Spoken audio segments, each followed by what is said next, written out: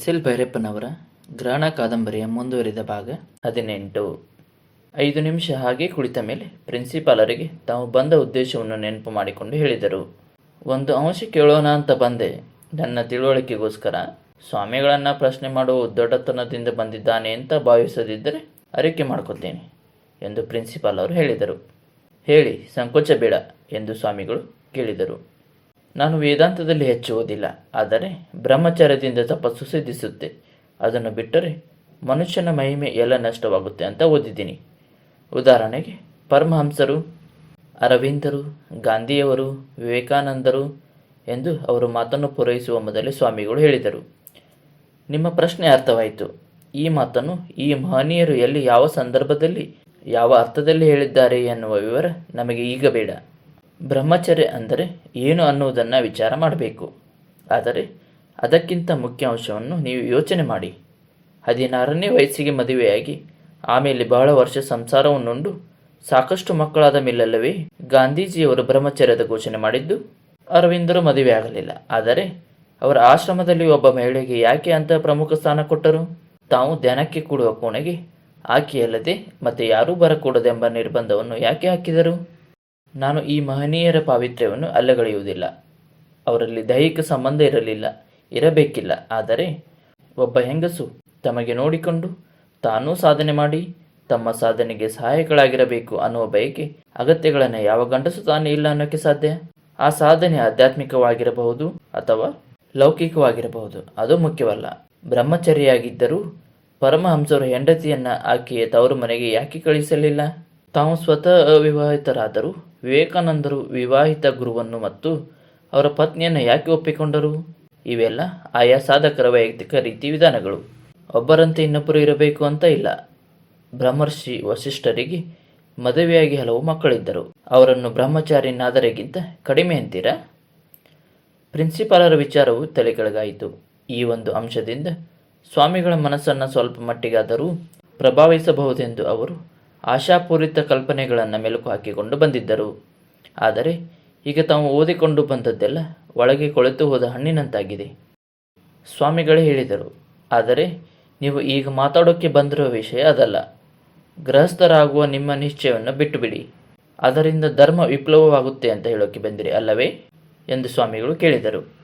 ಪೆಚ್ಚು ಬಡಿದು ಪ್ರಿನ್ಸಿಪಾಲರು ತಲೆ ತಗ್ಗಿಸಿ ಕುಳಿತರು. 2 ನಿಮಿಷಗಳ ನಂತರ ಸ್ವಾಮಿಗಳೇ ಮಾತಾಡಿ ಎಂದು ಪ್ರಿನ್ಸಿಪಾಲರನ್ನು ಕೇಳಿದರು.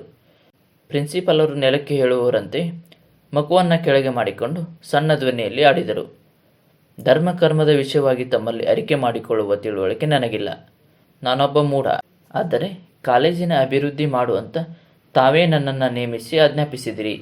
ಅದರ ಅಭಿವೃದ್ಧಿ ನಿಂತು ಹೋದಿತೇನೋ ಅನ್ನುವ ಭಯ ಅಷ್ಟೇ ನನಗೆ ಎಂದು ಪ್ರಿನ್ಸಿಪಾಲರು ಹೇಳಿದರು. ಅಭಿವೃದ್ಧಿ ಪರಸ್ಪರ ಸಹಾಯದಿಂದ ಆಗಬೇಕು. ಅದಕ್ಕೆ ಯಾವ ಒಬ್ಬ ವ್ಯಕ್ತಿಯ ಬ್ರಹ್ಮಚರ್ಯವಾಗಲಿ ಸನ್ಯಾಸವಾಗಲಿ ಅಗತ್ಯವಿಲ್ಲ. ಯಾವ ಮಠಮಾನ್ಯವೂ ಬೇಕಿಲ್ಲ ಅಂತ ಈಗ ಎಷ್ಟು ವರ್ಷದಿಂದ ಈ ಜನಕ್ಕೆ ಹೇಳ್ತಿದ್ದೀನಿ. ಅವರಿಗೆ ಅರ್ಥವಾಗಿಲ್ಲ. ಆದರೆ ನಿಮಗಾದರೂ ಅದು ತಿಳಿಯಬೇಕು. ಇಷ್ಟರಲ್ಲಿ ತಿಳಿದಿರಬೇಕಲ್ಲ. ನೀವು ಗೃಹಸ್ಥರಾದ್ದರಿಂದ ಕಾಲೇಜು ಹಾಳಾಗಿದೆ ಏನು ಎಂದು ಸ್ವಾಮಿಗಳು ಕೇಳಿದರು. ತಮ್ಮ ಮದುವೆಯ ವಿಷಯ ತಿಳಿಸಿದಾಗ ಸಮಿತಿಯ ಸದಸ್ಯರು ಹವಾರಿದ್ದರು. ಬ್ರಹ್ಮಚಾರಿ ಪ್ರಿನ್ಸಿಪಾಲರು ಗೃಹಸ್ಥರಾದರೆ ಕಾಲೇಜು ಹಾಳಾಗುತ್ತದೆಂದು ಭಯಪಟ್ಟು ಸಿಟ್ಟಾಗಿದ್ದರು. ಇಡೀ ಕಾಲೇಜು ಪ್ರಿನ್ಸಿಪಾಲರ ಬ್ರಹ್ಮಚರ್ಯದ ಶಕ್ತಿಯ ಮೇಲೆ ನಿಂತಿದೆ. ಆ ಶಕ್ತಿಯು ಇಲ್ಲವಾದರೆ ಕಾಲೇಜು ಕುಸಿದು ಬೀಳುತ್ತದೆ ಎಂಬಂತೆ ಅವರ ಪ್ರತಿಕ್ರಿಯೆ ಇತ್ತು. ಹೆಂಗಸನ್ನ ಕೆಲಸಕ್ಕೆ ತೆಗೆದುಕೊಂಡದ್ದೇ ತಪ್ಪಾಯಿತು. ಈ ಮೋಹಿನಿಯನ್ನು ಕಾಲೇಜಿನಿಂದ ಓಡಿಸಿಬಿಟ್ಟರೆ ಪ್ರಿನ್ಸಿಪಾಲರ ಮೋಹ ಇಳಿಯುತ್ತೆ ಎನ್ನುವ ತನಕ ಸದಸ್ಯರ ಆಲೋಚನೆ ಹೋಗಿತ್ತು. ಹಾಗಾದರೆ ತಾವು ಈ ಊರು ಬಿಟ್ಟು ಬೇರೊಂದು ಊರಿನಲ್ಲಿ ಕೆಲಸ ಹುಡುಕಿಕೊಳ್ಳಬೇಕು. ಲಲಿತಳನ್ನು ಮಾತ್ರ ಬಿಡಬಾರದು ಎಂಬ ವಿಚಾರದಲ್ಲಿದ್ದಾಗ ಈ ಸ್ವಾಮಿಗಳೇ ತಮ್ಮನ್ನು ಕರೆಸಿದರು. ನೀವು ಸಂಸಾರಿಗಳಾಗಬೇಕು ಅಂತ ನಿರ್ಧರಿಸಿದ್ರಂತೆ, ನಿಜವೇ ಎಂದು ಸ್ವಾಮಿಗಳು ಕೇಳಿದರು. ಪ್ರಿನ್ಸಿಪಾಲರ ನೈತಿಕ ಬಲ ಉಡುಗಿ ಹೋಯಿತು. ಸಮಿತಿಯ ಇತರರೊಡನೆ ಅವರು ವಾದ ಮಾಡಬಲ್ಲವರಾಗಿದ್ದರು. ಹೌದು ಎಂದು ಧೈರ್ಯವಾಗಿ ಹೇಳುವ ಸಂಕಲ್ಪ ಮಾಡಿದ್ದರು. ಆದರೆ ಈ ಧರ್ಮಮೂರ್ತಿ ಎದುರಿಗೆ ಬ್ರಹ್ಮಚರ್ಯ ಸಂಕಲ್ಪದಿಂದ ತಾವು ಪತನಗೊಂಡಿದ್ದೇವೆಂದು ಹೇಳಲು ಧೈರ್ಯ ಬರಲಿಲ್ಲ. ಮಾತನಾಡದೆ ಸುಮ್ಮನೆ ಕುಳಿತರು. ಸಂಕೋಚವಿಲ್ಲದೆ ಹೇಳಿ ಎಂದು ಸ್ವಾಮಿಗಳು ಮತ್ತೆ ಕೇಳುವ ವೇಳೆಗೆ ನಾನು ಸ್ತ್ರೀ ಮೋಹದಲ್ಲಿ ಸಿಕ್ಕಿ ಹಾಳಾಗುತ್ತಿಲ್ಲವೇ ಎಂಬ ಅನುಮಾನವು ಅವರ ಮನಸ್ಸಿನಲ್ಲಿ ಆಕ್ರಮಿಸಿತ್ತು. ಆದರೆ ಸ್ವಾಮಿಗಳೇ ಹೇಳಿದರು, ಹಾಗೆ ನಿರ್ಧಾರ ಮಾಡಿದ್ದರೆ ಒಳ್ಳೆಯದೇ. ಮದುವೆಯಾಗಿ ಶ್ರದ್ಧೆಯಿಂದ ಕರ್ತವ್ಯ ನಿರ್ವಹಿಸುವುದಕ್ಕೂ ಮದುವೆಯಾಗುವ ಅಥವಾ ಆಗದೇ ಇರುವುದಕ್ಕೂ ಸಂಬಂಧವಿಲ್ಲ ಎಂದು ಸ್ವಾಮಿಗಳು ಹೇಳಿದರು. ಈ ಮಾತನ್ನು ಕೇಳಿ ಅವರಿಗೆ ಆಶ್ಚರ್ಯವಾಯಿತು. ಕಾಣದ ಆಳದಲ್ಲಿ ಬೀಳುತ್ತಿದ್ದ ತಮ್ಮನ್ನು ಸ್ವಾಮಿಗಳು ಎತ್ತಿ ಹಿಡಿದಂತಾಯಿತು. ತಲೆ ಎತ್ತಿ ನೋಡಿದರು. ಸ್ವಾಮಿಗಳ ಮುಖದಲ್ಲಿ ವ್ಯಂಗ್ಯವಿರಲಿಲ್ಲ, ತಮಾಷೆ ಇರಲಿಲ್ಲ. ಹೇಳಿದ ಮಾತನ್ನು ಶ್ರದ್ಧೆಯಿಂದ ಆಡಿದ್ದರು. ಅನಂತರ ಅವರೇ ಕೇಳಿದರು, ಇಂಥ ಬೇರೆ ಕಾಲೇಜಿನಲ್ಲಿ ಪ್ರಿನ್ಸಿಪಾಲರಿಗೆ ಎಷ್ಟು ಸಂಬಳ ಕೊಡ್ತಾರೆ? 400ರಿಂದ 800 ತನಕ ಗ್ರೇಡು. DA ಪ್ರಿನ್ಸಿಪಾಲರ ಅಲವೆನ್ಸ್ ಎಲ್ಲ ಕೂಡಿ ಶುರುವಿನಲ್ಲಿ 600 ಕೊಡ್ತಾರೆ ಎಂದು ಪ್ರಿನ್ಸಿಪಾಲರು ಹೇಳಿದರು. ಸರಿ, ನಿಮಗೆ ಮುಂದಿನ ತಿಂಗಳಿನಿಂದ ಹೊಸ ಗ್ರೇಡಿನಲ್ಲಿ ಒಟ್ಟು 600 ಕೊಡೋ ಹಾಗೆ ನಾನು ಸಮಿತಿಗೆ ಹೇಳ್ತೀನಿ ಎಂದು ಸ್ವಾಮಿಗಳು ಹೇಳಿದರು. ಸ್ವಾಮಿಗಳು ಈ ಮಾತನಾಡಿದಾಗ ಪ್ರಿನ್ಸಿಪಾಲರಿಗೆ ಮತ್ತೆ ಕೆಳಗೆ ಬಿದ್ದಂತೆ ಆಯಿತು. ಅವರು ತನ್ನನ್ನು ನಿಜವಾಗಿಯೂ ನೀಚನೆಂದು ತಿಳಿದಿದ್ದಾರೆ. ಇಲ್ಲದಿದ್ದರೆ ಸಂಬಳ ಮಾತನ್ನು ಅವರಾಗಿ ಯಾಕೆ ಆಡ್ತಿದ್ರು? ಅದನ್ನು ನಾನು ಕೇಳಲಿಲ್ಲ. ನನಗೆ ಅದು ಬೇಕಿಲ್ಲ. ಆದುದರಿಂದ ತಮ್ಮ ನೈತಿಕ ಎತ್ತರವನ್ನು ಅರಿಕೆ ಮಾಡಿಕೊಳ್ಳುವವರಂತೆ ಎಂದರು. ಹೆಚ್ಚು ಸಂಬಳ ನನಗೆ ಬೇಡಿ, ಗೃಹಸ್ಥನಾಗೋಕ್ಕೆ ಅಪ್ಪಣೆ ಕೊಟ್ಟರೆ ಸಾಕು ಎಂದು ಪ್ರಿನ್ಸಿಪಾಲರು ಹೇಳಿದರು. ನೀವು ಗೃಹಸ್ಥರಾಗೋಕ್ಕೆ ಯಾರ ಅಪ್ಪಣೆ ಯಾಕೆ ಬೇಕು? ಇನ್ನೊಬ್ಬರ ಅಪ್ಪಣೆ ಬೇಕು ಅನ್ನೋ ತೊಳಲಾಟದಲ್ಲಿ ಮಾತಾಡ್ತಿದ್ದೀರಲ್ಲ. ಅರ್ಧ ಮರುಕ ಅರ್ಧ ಬೇಸರದ ಧ್ವನಿಯಲ್ಲಿ ಸ್ವಾಮಿಗಳು ಹೇಳಿದರು. ಗೃಹಸ್ಥರಾದ ಮೇಲೆ ಸಂಸಾರ ಹೇಗೆ ಸಾಕ್ತೀರಿ? ಹೆಂಡತಿಗೆ ಸಂಬಳ ಬರುತ್ತಲ್ಲ ಅನ್ನಬಹುದು. ಆಕೆ ಕೆಲಸದಲ್ಲಿರೋದು ಬಿಡೋದು ಪ್ರತ್ಯೇಕ ಪ್ರಶ್ನೆ. ಆದರೆ ದುಡಿತಕ್ಕೆ ತಕ್ಕ ಫಲ ನಿರೀಕ್ಷಿಸುವುದು ನಿಮ್ಮ ಹಕ್ಕು, ನೈತಿಕ ಹಕ್ಕು ಕೂಡ ಎಂದು ಸ್ವಾಮಿಗಳು ಹೇಳಿದರು. 2 ನಿಮಿಷ ಸುಮ್ಮನಿದ್ದ ನಂತರ ಸ್ವಾಮಿಗಳು ಮತ್ತೆ ಹೇಳಿದರು. ಸಂಬಳವಿಲ್ಲದೆ ದುಡಿಯೋದರಿಂದಲೂ ಮನುಷ್ಯನಿಗೆ ಅಹಂಕಾರ ಹುಟ್ಟುತ್ತೆ. ಸಂಬಳ ತಗೊಳ್ಳೋ ಇತರರಿಗಿಂತ ತಾನು ಉತ್ತಮ ಅನ್ನೋ ಭಾವನೆ ಬರುತ್ತೆ. ಆ ಭಾವನೆ ಇತರರ ಮೇಲೆ ದಬ್ಬಾಳಿಕೆ ಮಾಡಿಸುತ್ತೆ.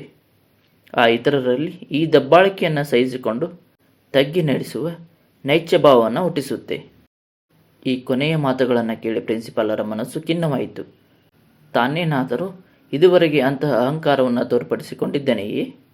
ಆದ್ದರಿಂದ ಸ್ವಾಮಿಗಳು ಹೀಗೆ ಹೇಳುತ್ತಿದ್ದಾರೆಯೇ ಎಂದು ಅನುಮಾನಪಟ್ಟುಕೊಂಡರು.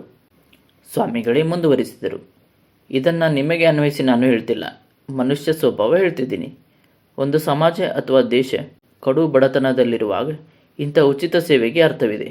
ಹಾಗಿಲ್ಲದೆ ಯಾವನಾದರೂ ಒಬ್ಬ ವ್ಯಕ್ತಿಯಿಂದ ಉಚಿತ ಸೇವೆ, ತ್ಯಾಗ, ಆತ್ಮಾರ್ಪಣೆಗಳನ್ನು ನಿರೀಕ್ಷಿಸುವುದು ಸಮಾಜದ ನೀಚತನವನ್ನು ತೋರಿಸುತ್ತದೆ.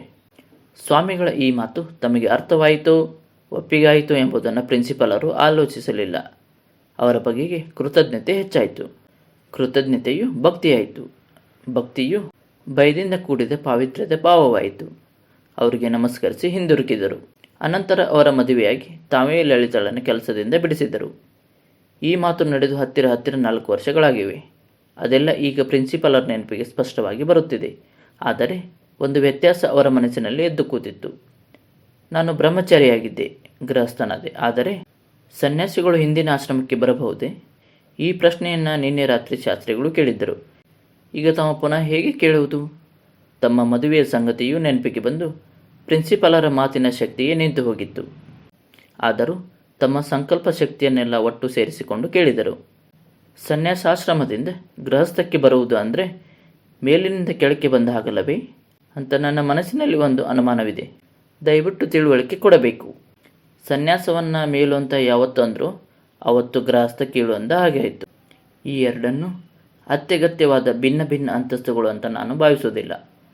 ಗೃಹಸ್ಥದಲ್ಲಿ ಒಳ್ಳೆಯ ಕೆಲಸ ಮಾಡಲು ಯೋಗ್ಯತೆ ಅರ್ಹತೆಗಳಿಲ್ಲದ ಮನುಷ್ಯ ಮುಂದೆ ಎಂದೂ ಒಳ್ಳೆಯ ಕೆಲಸ ಮಾಡಲಾರ. ಅಲ್ಲದೆ ಒಬ್ಬ ಮನುಷ್ಯ ಸನ್ಯಾಸಿಯೇ ಆಗಿದ್ದರೂ ಅವನು ಸದಾ ಅಲ್ಲಿಯೇ ಇರಬೇಕು ಅಂತ ನಿರೀಕ್ಷಿಸುವುದಕ್ಕೆ ಉಳಿದವರಿಗೆ ಯಾವ ಅಧಿಕಾರವಿದೆ? ಒಂದು ಹೆಜ್ಜೆ ಇಟ್ಟ ಮೇಲೆ ಅಲ್ಲಿಯೇ ಹೊತ್ತು ಹೋಗಬೇಕೇ? ಬೇರೆ ಹೆಜ್ಜೆ ಇಡುವ ಅಧಿಕಾರ ಇಲ್ಲವೇ ಎಂದು ಸ್ವಾಮಿಗಳು ಕೇಳಿದರು. ಸ್ವಾಮಿಗಳ ಎದುರಿಗೆ ಕೂತು ವಾದ ಮಾಡುವ ಶಕ್ತಿ ತಮಗಿಲ್ಲವೆಂಬುದು ಪ್ರಿನ್ಸಿಪಾಲರಿಗೆ ಮೊದಲೇ ಗೊತ್ತಿತ್ತು. ಈಗ ನಿರೀಕ್ಷಿಸಿದಂತೆ ಅವರ ಬಾಯಿ, ಮನಸ್ಸು, ಬುದ್ಧಿಗಳು ಕಟ್ಟಿ ಹೋದವು. ಸ್ವಾಮಿಗಳು ಹೇಳಿದರು, ನೀವು ಪ್ರಿನ್ಸಿಪಾಲರು, ವಿದ್ಯಾಪ್ರಸಾರ ಸಂಸ್ಥೆಯ ಮುಖ್ಯರು, ಧರ್ಮ, ನ್ಯಾಯ, ವೇದಾಂತಗಳಲ್ಲಿ ಪರಿಶ್ರಮ ಇರೋರು. ಈ ಜನಕ್ಕೆ ಇದು ಅರ್ಥವಾಗೋದು ಕಷ್ಟ. ಇದನ್ನು ಅವರಿಗೆ ತಿಳಿ ಹೇಳಿ ಎಂದು ಸ್ವಾಮಿಗಳು ಹೇಳಿದರು. ಪ್ರಿನ್ಸಿಪಾಲರು ಎದ್ದು ಸ್ವಾಮಿಗಳಿಗೆ ನಮಸ್ಕರಿಸಿ ಹೊರಟರು. ಅದನ್ನು ಕಂಡ ಸ್ವಾಮಿಗಳು, 1 ನಿಮಿಷ ನಿಲ್ಲಿ ಎಂದು ಅವರನ್ನು ತಡೆದು ಹೇಳಿದರು. ನಾನು ಗೃಹಸ್ಥನಾಗಬೇಕು ಅಂತ ತೀರ್ಮಾನಿಸಿ ಕೆಲವು ದಿನವೇ ಆಗಿತ್ತು. ಆದರೆ ಅದರ ಪರಿಣಾಮದಲ್ಲಿ ಈ ಜನಕ್ಕೆ ಹೇಗೆ ತಿಳುವಳಿಕೆ ಹೇಳಬೇಕು ಅನ್ನೋದರಲ್ಲಿ ಅನುಮಾನಪಟ್ಟು ನಿಧಾನ ಮಾಡ್ತಿದ್ದೆ. ಮೊನ್ನೆ ನಿಮ್ಮ ಭಾಷಣ ಕೇಳಿದೆ ನೋಡಿ, ಗ್ರಹಣದ ವಿಚಾರ. ನೀವು ತುಂಬ ಚೆನ್ನಾಗಿ ವಿಷಯ ವಿವರಿಸ್ತಿದ್ದೀರಿ. ಕೇಳ್ತಾ ನನ್ನ ಮನಸ್ಸಿನಲ್ಲೇ ದೃಢ ಮಾಡಿಕೊಂಡೆ. ಎಷ್ಟೇ ಮುಚ್ಚಿದರೂ ಸತ್ಯದ ಮೂಲ ಯಾವಾಗಲೂ ಪ್ರಕಾಶಮಾನವಾಗಿಯೇ ಇರುತ್ತೆ. ಮೇಲ್ನೋಟದ ಇತರ ಯಾವ ಭಾವನೆಗಳಿಗಿಂತಲೂ ಒಳ್ಳೆಯದು ಕೆಟ್ಟದು ಅಂತ ಕಾಣುತ್ತದಲ್ಲ, ಅವಕ್ಕೆಲ್ಲಕ್ಕಿಂತಲೂ ಸತ್ಯ ಹೆಚ್ಚಿನದು ಅಂತ ಮನಸ್ಸಿನಲ್ಲಿ ಗಟ್ಟಿಯಾಯಿತು. ಅದೇ ಸಂಜೆ ಅಪ್ಪೇಗೌಡರು ಸಿಕ್ಕಿದಾಗ ನನ್ನ ಮದುವೆ ವಿಷಯ ಹೇಳಿದೆ ಎಂದು ಸ್ವಾಮಿಗಳು ಹೇಳಿದರು. ಪ್ರಿನ್ಸಿಪಾಲರು ಇನ್ನೂ ನಿಂತಿದ್ದರು. ಇನ್ನು ನೀವು ಹೋಗಿ ಎಂದು ಸ್ವಾಮಿಗಳು ಹೇಳಿದರು.